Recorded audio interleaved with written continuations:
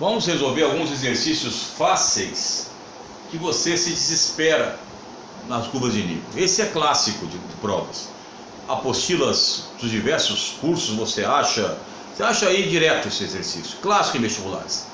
Você tem aqui um retângulo, aí tem aqui, ó, 600, 550, 500, 600, 550, 450, 400, 500, 550, 600.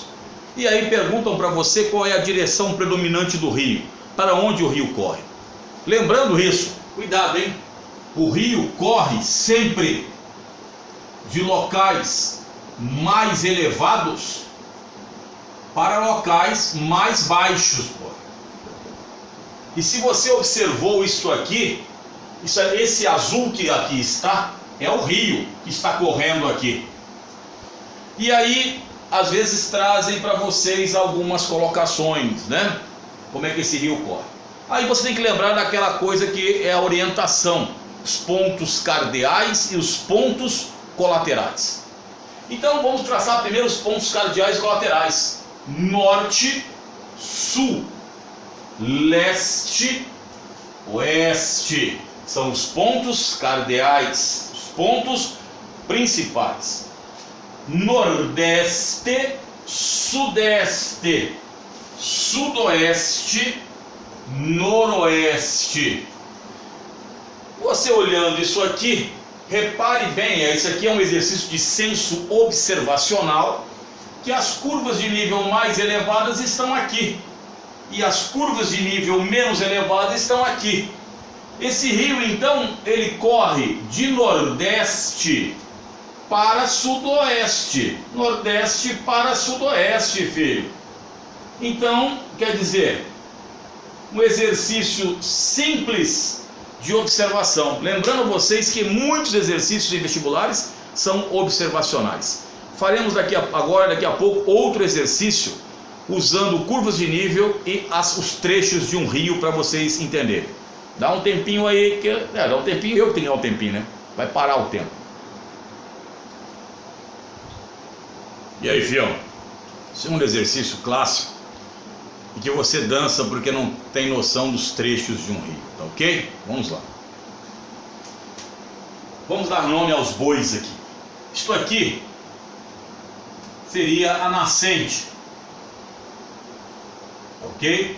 Isto aqui é o divisor de águas, uma elevação que direciona as águas. Aqui são as vertentes, elevações que direcionam então o que? As águas para determinado local, tá? As vertentes. Bom, meu filho, o rio é dividido em três trechos: trecho superior ou trecho, né? Trecho superior, trecho médio, trecho inferior. Pode ser curso superior, curso médio, curso inferior. Pelo amor de Deus, porque trocou de trecho para curso, você não sabe fazer mais o exercício. O trecho superior, meu filho, é a região onde predomina a erosão. A água, ela tem velocidade, a água tem poder de escavação, a água tem torrencialidade, que é o poder de escavação da água. Nesta região nós temos a chamada zona das cachoeiras. Ah, professor, quer dizer que eu já vi zona das cachoeiras da Amazônia, que é a região de grande potencial hidrelétrico? Isso, essa é uma área que nós temos um grande potencial hidrelétrico. E não há margens aqui, não há margens, não é? A água, o rio, praticamente ele escava aqui de forma retilínea. E as margens são próximas daqui. Na realidade você vê as curvas de nível, que é isso aqui que está cercando o rio, desse formato aqui, ó, muito íngreme, tá ok? Então esse é o trecho superior, que nós damos o nome de X. Vamos dar o nome de X. Tem exercícios que trazem isso para vocês, da Unesp, da FUVEST principalmente. Trecho médio Então, a partir daqui, a água vai perdendo o seu poder de escavação e vai formar-se o quê? Os meandros. Então, os meandros, as famosas curvas de rio começam a formar aqui. A partir daqui, o rio começa a tornar-se navegável. Pode ser que às vezes haja a construção de uma eclusa, mas geralmente ele transforma-se num rio navegável.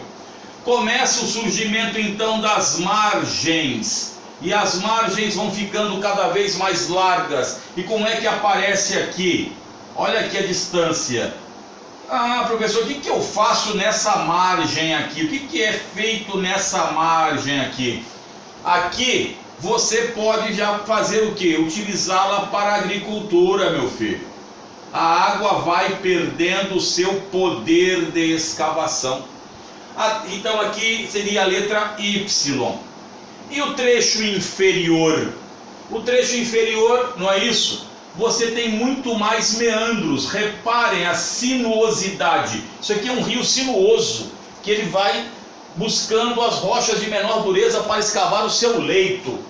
Então aqui formam-se leques aluviais, áreas gigantescas aqui com solo altamente fértil. Podem formar-se depois os deltas próximo à foz, tá? Os grandes deltas que nós temos aqui. E claro, é um rio navegável.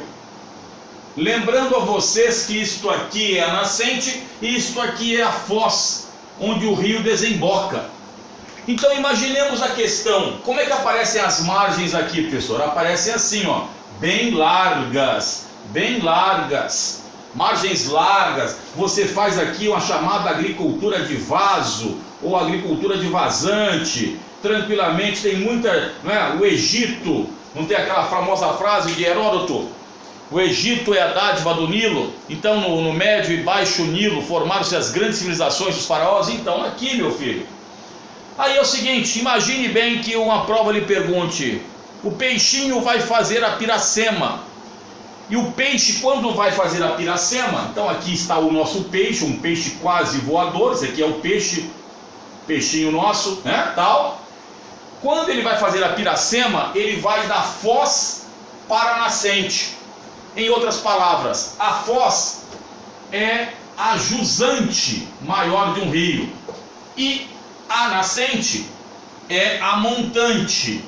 Lembrando a vocês que esses termos jusante e nascente, vamos explicar depois em outro vídeo de hidrografia, e temos os vídeos no nosso canal que explicam isso. Eu explico no vídeo, quem fui no rio inclusive, é só procurar na playlist lá sobre hidrografia.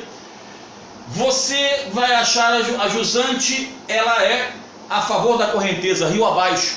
A montante, rio acima, contra a correnteza, tá ok?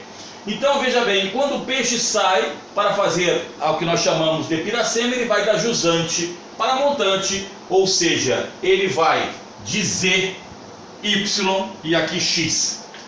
Exercício fácil para você resolver, tem aí, se não me engano, na FUVEST. E vamos fazer o terceiro exercício para matar a pau aí pela tarde de hoje, para depois ter que fazer outros tipos de situação aqui, tá? E aí, filhão, esse exercício é um exercício clássico, tá? Que você tem nas apostilas aqui. Se você, por exemplo, está no Colégio Ângulo, sua apostila aqui é o exercício da página do curso noturno 342, tá? Nós estamos utilizando aqui a apostila do Ângulo hoje para fazer isso aqui. Bom, vamos lá. Do Enem, um determinado município representado na planta abaixo, escala 1 por 100 mil, ou seja, aqui no caso do exercício, quando você traz aqui 1 centímetro igual a 1 quilômetro, na planta abaixo dividida em regiões A a I com altitudes de terrenos indicadas por curvas de nível, precisa decidir pela localização das seguintes obras: instalação de um parque industrial, instalação de uma torre de transmissão e recepção. Ora, ele quer instalar duas coisas: um parque industrial e, logicamente, uma torre. Vamos analisar aqui. Quando você vai colocar um parque industrial, você tem que contar com a logística de transportes. Lembrando a vocês que, se vocês têm os exercícios aí, isto aqui é uma rodovia. Isto aqui é um rio, tá? A letra C são matas. Essa aqui também são regiões de matas. Por que eu estou colocando isso? Vamos dar uma olhada. Como aqui é a cidade, para quem não sabe, a cidade é cortada então por esse rio aqui e tal. Aqui é a cidade, onde está a cidade. E se você precisa de um parque industrial, teoricamente você não quer colocá-lo dentro da cidade. Isso é clássico. Você afasta o parque industrial para um local reservado, que tenha logística de transportes. Você sabe que no Brasil, mais ou menos 60% das cargas, um pouco mais, um pouco menos, são transportadas por caminhões. Poderia ter uma ferrovia, mas não tem, no desenho não traz isso. Então você vai optar por qual? Para um local que fique próximo da logística de transportes. Então o parque industrial, meu filho, você vai colocá-lo aqui. Por causa de quê? Pelo escoamento da produção. Agora a torre tem que estar no local alto. Alguém poderia perguntar, por que eu não coloquei aqui, por exemplo, na letra A ou na letra B? Pela proximidade de matas. E outra situação, elas têm que estar mais próxima aonde? A cidade. Na realidade ela está aqui, a letra E está aqui, se não me falha a memória, a letra E. Então, o que acontece? Você não pode colocá-la aqui e ficar distante da cidade. Você quer uma proximidade maior, um local mais elevado, para que não haja problema nas comunicações. Então, teoricamente, você escolheria a letra E, pela proximidade da cidade, também pela altitude um pouco mais elevada do que a cidade que aqui está. Então, se fosse fazer uma torre de transmissão, você escolheria a letra E pela altitude e pela proximidade da cidade, e a letra I pela saída, no caso de rodovia. Se tivesse aqui no Rio uma hidrovia, poderia ser pensado no caso aí, mas quando você corrigir seu exercício, verá que a melhor resposta serão essas aqui, a letra I e a letra E. Parece que não dá duplicidade de respostas, tá ok? Exercício fácil de observação do Enem, lembrando que o Enem sempre precisa de observação, tá ok? Paramos por aqui. A cara vai falar que eu tô falando tá ok, daqui a pouco vamos dizer que eu sou do Bolsonaro, pelo amor de Deus, se liga, Manolo. Então, nós vamos aqui continuando, deveremos fazer esse sabadão e domingão aqui de folga, né? Outros vídeos aí da Lousa da Lenda, para que vocês tenham subsídios para prestar o vestibular.